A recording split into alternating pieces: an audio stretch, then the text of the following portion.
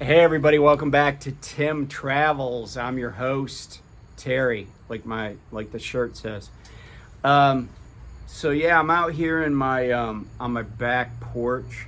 I've actually spent a lot of time out here while I've been recovering, because it's been nice and you can't see it, but I got my road bike set up on a trainer.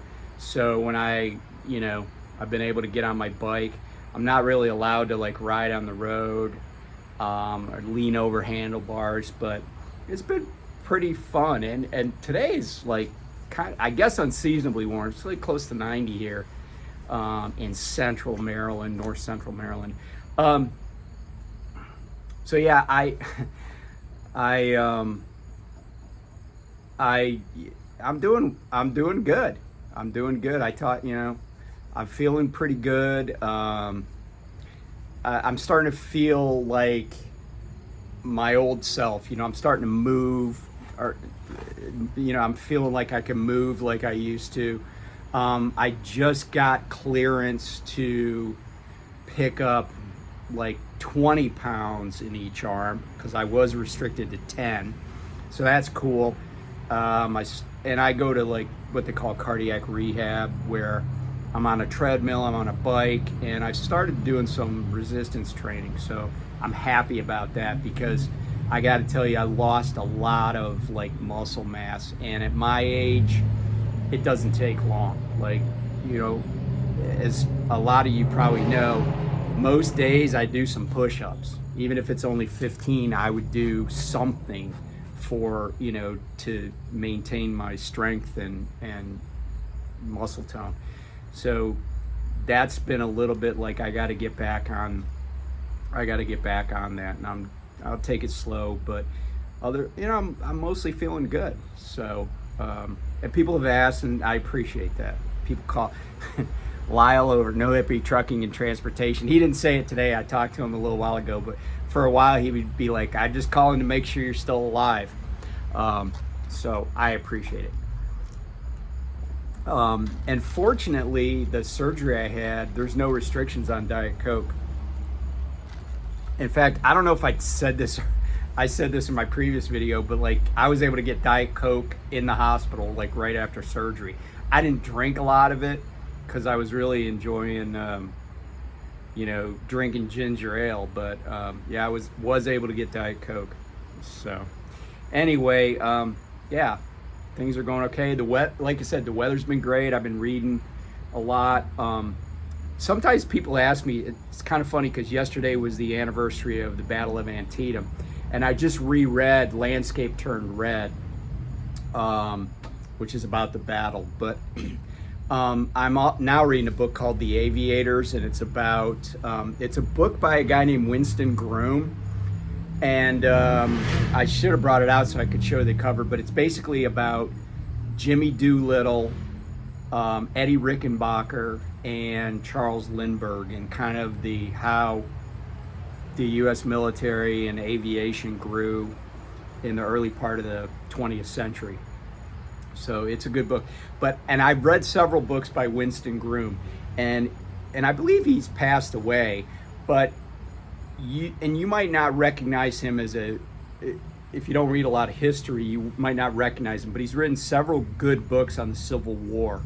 In particular, there was one called Shrouds of Glory that he wrote that's about John Bell Hood's campaign in Tennessee in like 1864, when the Confederates were just brutalized at Franklin, Tennessee, and then again at Nashville, I think. But how it was just this, badly thought out plan and badly executed by a guy who probably should have never been higher than, say, division commander.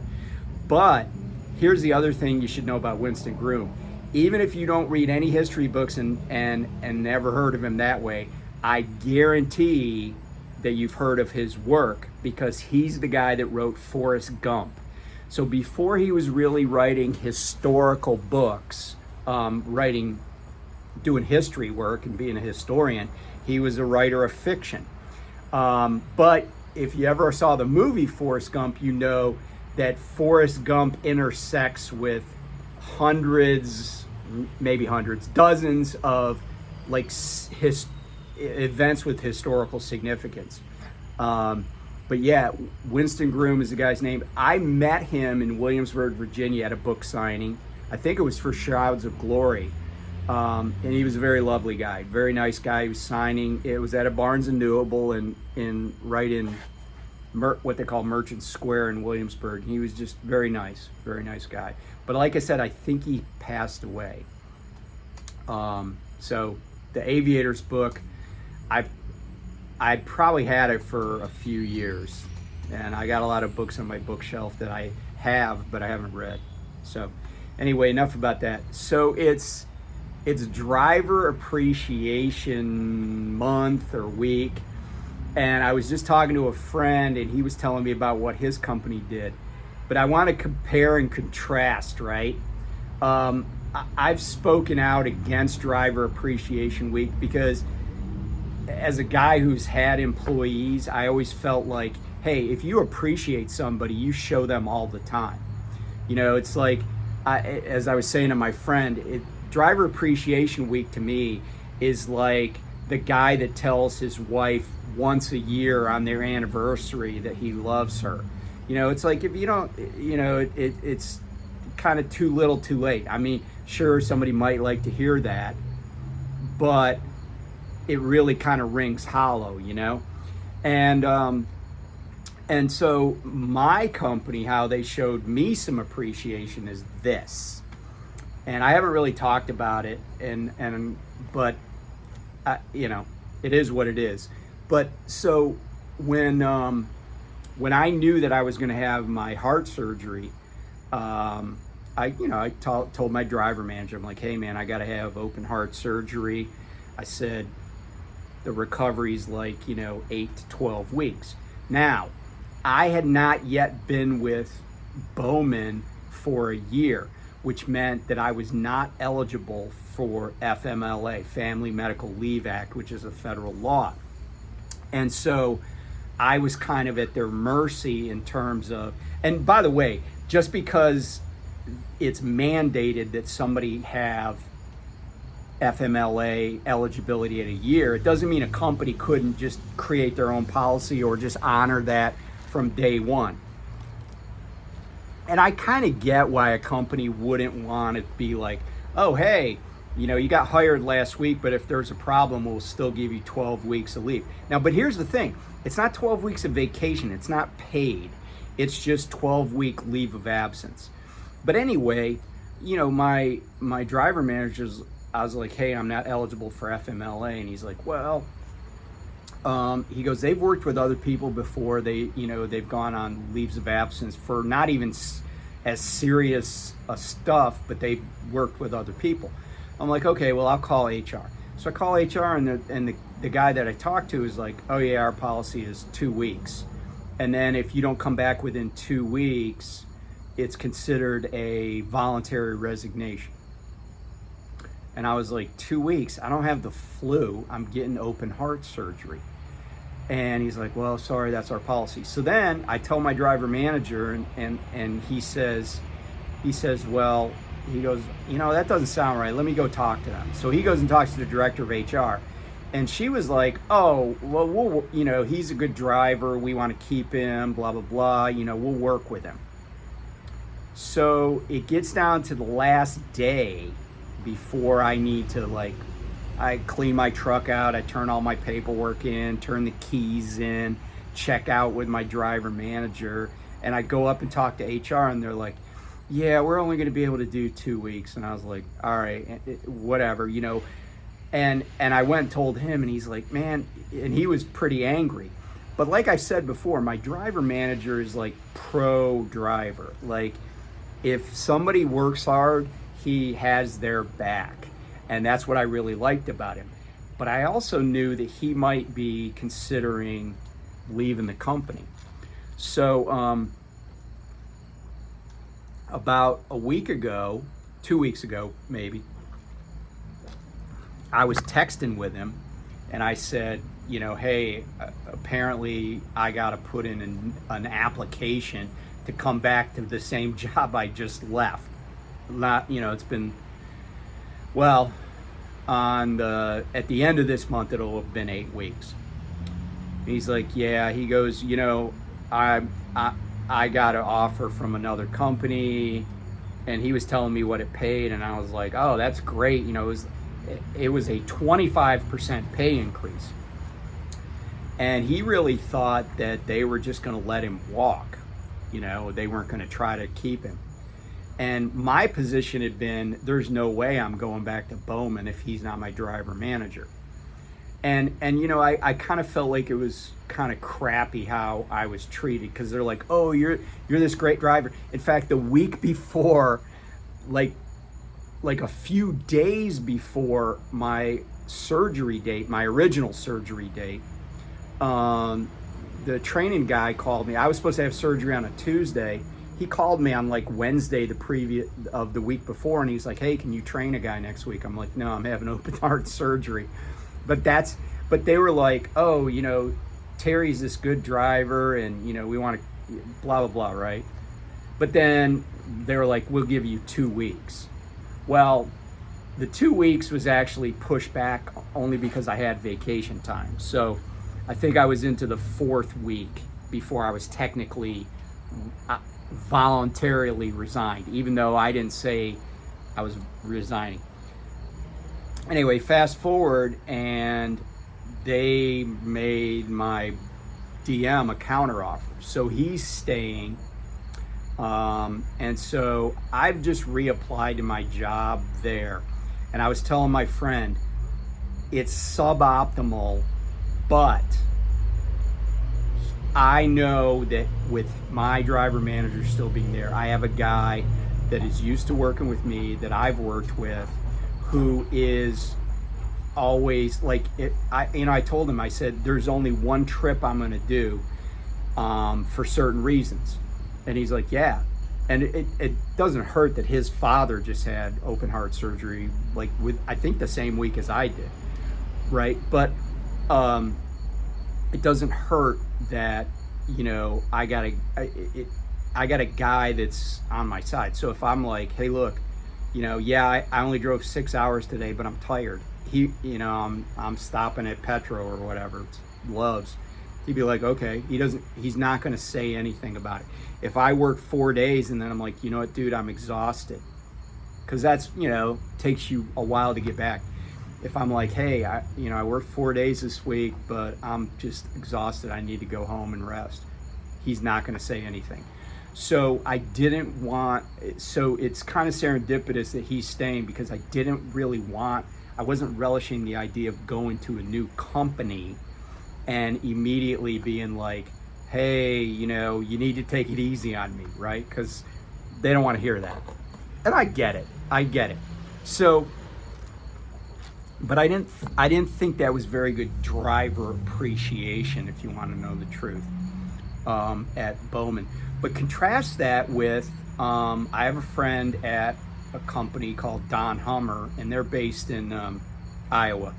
I guess technically their headquarters is now in Cedar Rapids, but they were from some other, small town in Iowa. But so, we were talking about it, and I said, apparently, so Don Hummer said they offered every single driver a gift, and you could pick one of 2 options. One was a new Leatherman, and the other was like a headlamp and stuff like that.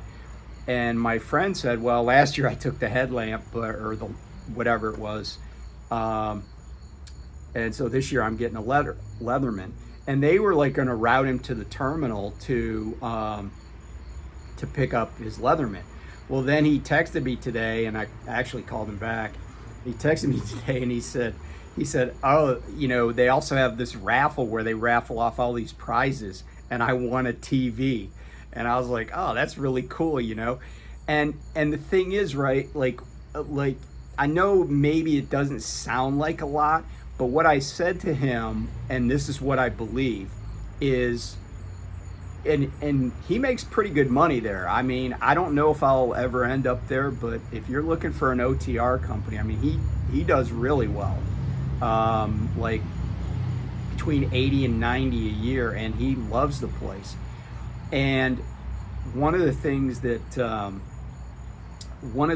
I said to him was, I said, you know what I like about what Hummer's doing is that they're not just phoning it in. They're not the guy who only says "I love you" to his wife on their anniversary or on Valentine's Day, right? They put some thought into it. You know, a lot of these companies, driver appreciation is, hey, find out the cheapest place we can get cheese pizzas, and every day during the week we'll have 2 cheese pizzas in the driver lounge. I mean, my company, they don't, you know, like there's nothing, there's no amenities, there's no nothing. So I do know that other companies, like even at Prime, even with their contractors, they would usually give you $70 worth of Prime bucks that you could spend in the store on Driver Appreciation Week.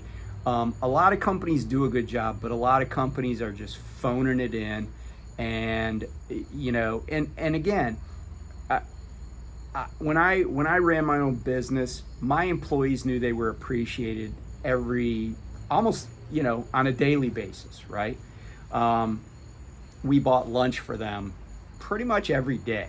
Bought lunch wherever they wanted to. Like, it was exceedingly rare that we would just have pizza for lunch.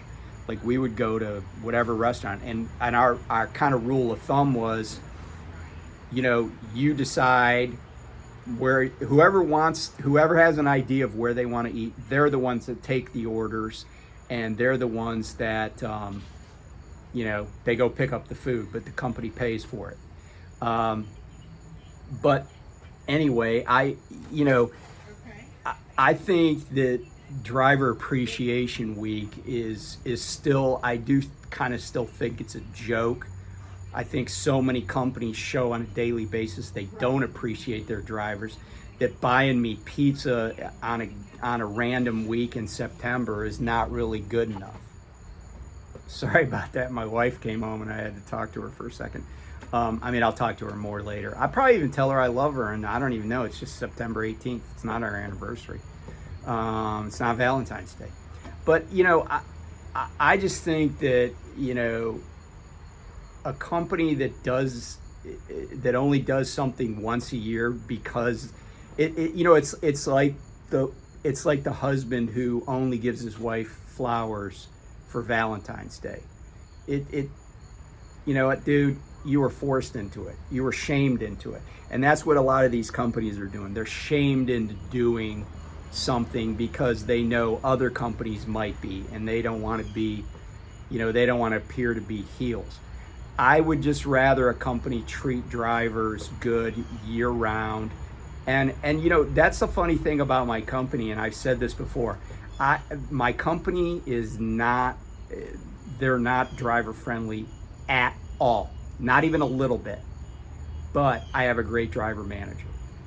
And you know, and you know, the funny thing is he you know, he's getting a pay raise and stuff, but you know, I think he's still kind of like, hey, we'll see how this goes, right? And I'm kind of that way too.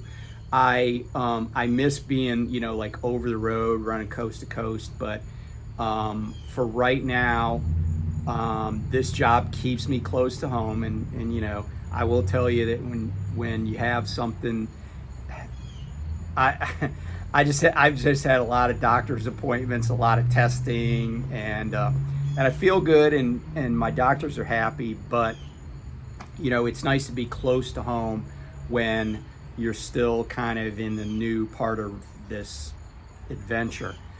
And so you know, I think at least from now till the end of the year, I want to be close to home. I have some trips planned. I have a trip to Wisconsin in October that I can go back to work 6 days, and then immediately ask for time off, and he's not going to say anything. But I'm driving out to Madison, Wisconsin to go to the Iowa at Wisconsin game. And then we got a trip planned over Christmas. I know I'll be able to get the time off. And things start to slow down this time of the year anyway, as far as sawdust goes. So it's all going to work out good. But anyway, it's good talking to everybody. I appreciate you, even if your company doesn't, although I am not going to be giving away any TVs. But I appreciate everybody tuning in. And I know I've talked about this before, but it's kind of like I feel like if I keep talking about it, it'll eventually happen. But I've been thinking about, okay, it's September, it's still warm, but maybe I should get some winter clothing, some Tim Travels winter clothing together. So I'm looking at maybe some hoodies and some skull caps, because there's a guy that's a friend. He's asked about skull caps, scullies, as he calls them. And, so I'm going to be working on that. I still have, let me see, probably at least 2 weeks where I'm going to be off. So I got some time to work on it. The only thing that might hold it up is like cash flow, but that'll be getting handled here pretty soon anyway. So anyway, thanks for tuning in, and thanks for hanging with me, and I appreciate everybody, and be safe. Talk to you soon. Bye.